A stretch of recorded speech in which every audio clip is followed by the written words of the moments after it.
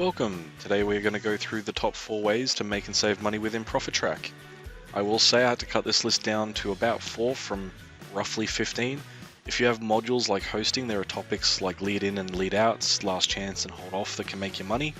If you want to see the different ways to get more money out of your system, contact the professional services team at Independent Solutions. Now we'll get into it.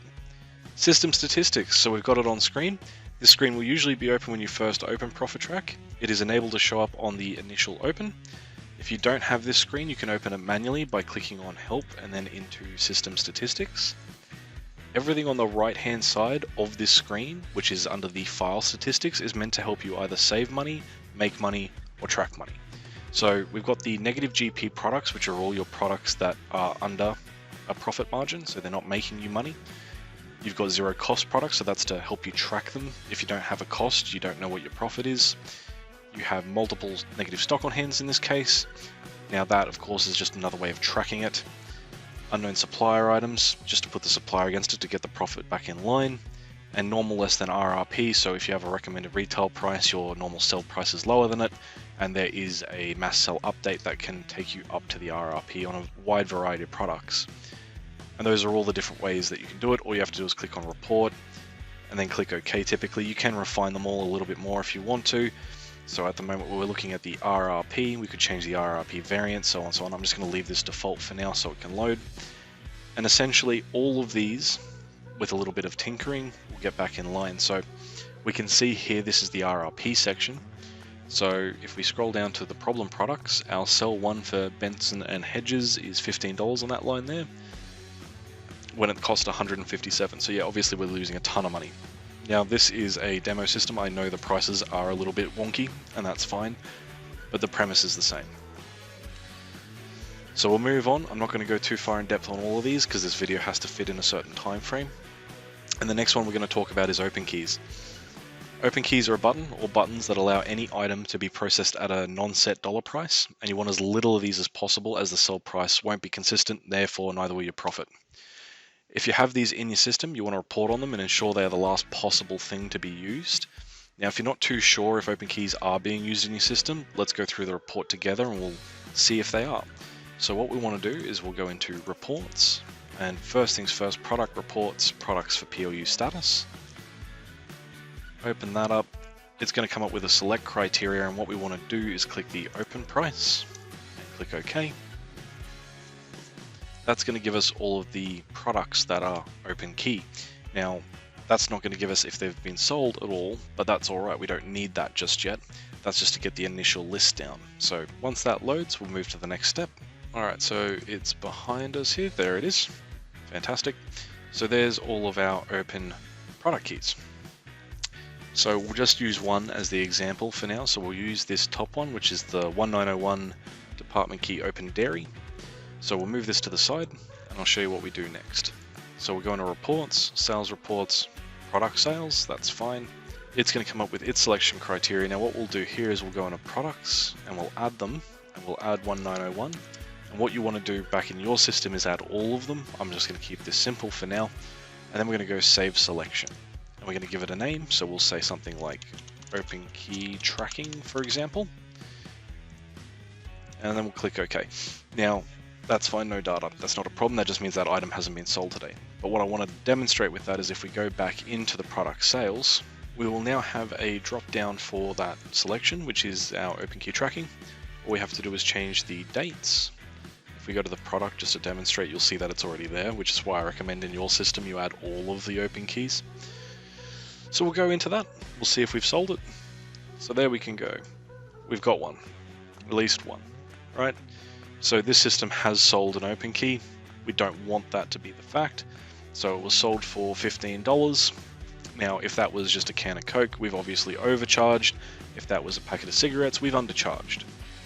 Now, the next step to do, specifically with open keys, once you've got reporting on it, is go into your shop file, bring up the product in question. So in this case, 1901, the open key dairy, and you want to add a comment like, make sure to write the name of the product on the receipt.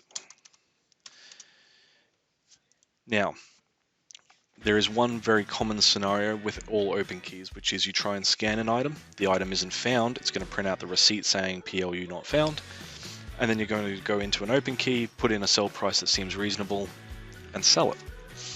Now, when that's the case, you want them to write down the name of the product on that little piece of paper to give it to a supervisor, manager, data entry person, whoever has access to the shop file to add it to the scannable section. Now, at that point, you want a reminder that you should be writing that on the receipt. So when they go to click on an OpenKey, and you'd want to do this on all your OpenKeys, it's going to come up with a message now saying, make sure to write the name of the product on the receipt, just as another reminder. And realistically, what we're trying to do is get the report that we just created under sales reports, that product sales with the selections, down to 0 in a week. We want that as little as possible. OpenKeys should be the last means of trading. Otherwise, you don't have an accurate profit against a product. So next, we have product rankings. So under reports, under sales reports, we have our product rankings. Now, the more data you have in the system, the more that this is going to be useful to you. But in this screen, we'll just choose the dates. So typically you'd want to look at this over a period. So we're going to just say a week. You can choose your top sellers, bottom sellers, whether you want to compare it by the sales including GST, profit, quantity, and how many you want to see. So I'm going to leave this mostly standard. We're going to go top sellers, top 20 based off sales. You can do all products, so you can do this by department, group, family, so on, so on. I'm going to leave this stock standard just to show you what it looks like. So bring that into frame, there it is. So you can see here we've got a whole bunch of items and it's trying to say, hey, you've sold, in this case, 5 of the inkjet cartridges, so they're going really, really good. Now, it will show you a trend usually in this column here. My system won't as a demo, but this is an idea of how to track things going up or down. Now, that trend will have a indicator, either green saying it's trending on the up or red saying it's trending on the down, and then you just need to try and figure out why. Is it trending up because the price has just been, cut down a little bit? Is there advertising for the product? Maybe it's trending down, it's getting worse, maybe the sell price just went up, whatever have you, just that way you can keep in mind why things are moving and maybe how to counteract it. Perhaps a sell price needs to change or a deal needs to be struck with a supplier or something to that effect.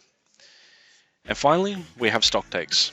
So stock takes are the only thoroughly accurate way of knowing what has actually moved in the store. Because OpenKeys, as I said, are used, you don't know what's left the shelf. It's just X item has sold for X whatever have you, but that stock doesn't decrement anywhere.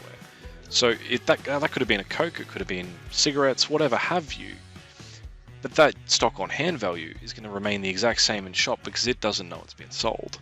And in most cases, it's not in the shop file at all. Now, stock takes are the best way to track for theft and for any sort of damage, so on, so on.